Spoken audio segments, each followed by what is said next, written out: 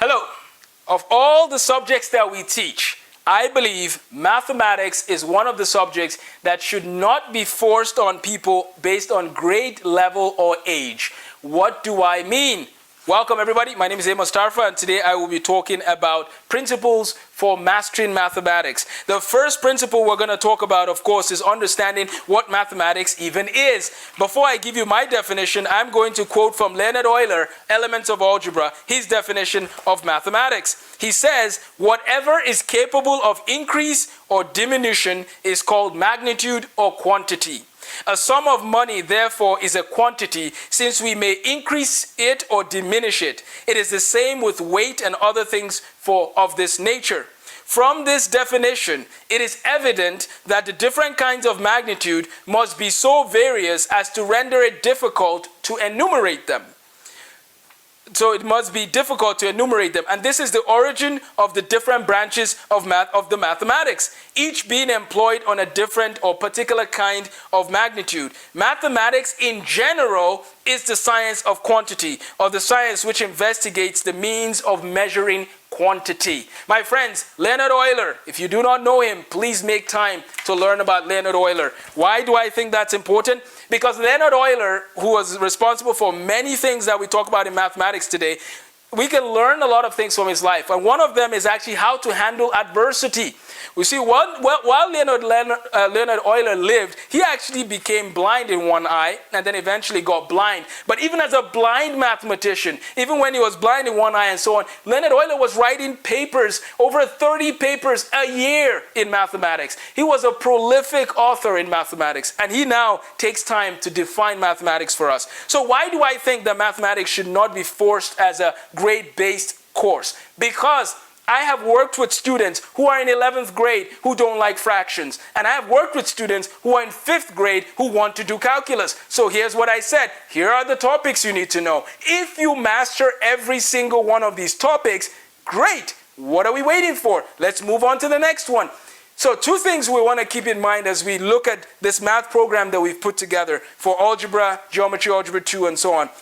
Or this math program that we're working on to complete. We are making sure that we encourage students to recognize that we will not limit your ability simply because of your age. We will give you all that you need to succeed. If you are 10 years old and you want to do math year round, which is a strong recommendation, my friends, and let me pause and say this. One of the difficulties in American math education is kids getting 3 months off without needing to do regular practice.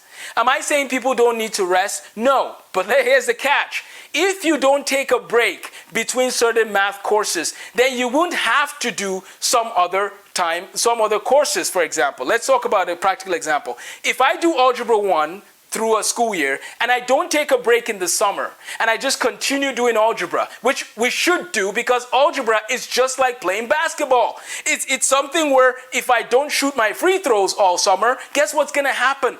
I'm going to be rusty. The coach wouldn't want me on the team. So I need to keep practicing if I find value.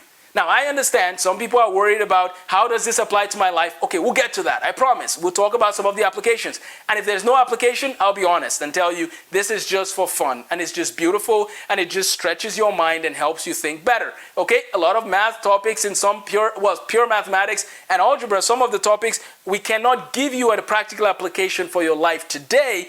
But there are some practical applications that might be available beyond the scope of the course. And there are some times where we haven't found a practical application, but it will come someday. So what I'm saying is, if you can just give math a chance and say, math matters and I'm going to give it my best. If you can say that, then what I would recommend is not taking time off, 3 months off from a skill that requires practice. My friends, if we remove that requirement and let kids have time to play in the summer, I get it, but dedicate about 40 minutes or 30 minutes a day during the weekdays. You will go very far in mathematics if you reduce the breaks that you take from it, because math requires that kind of thinking. So the skill for today is to remember, number one, do not limit a child simply because of his age. Give him the tools he needs to move on to the next level and keep giving him the tools. Now, why do we teach math on grade-based levels?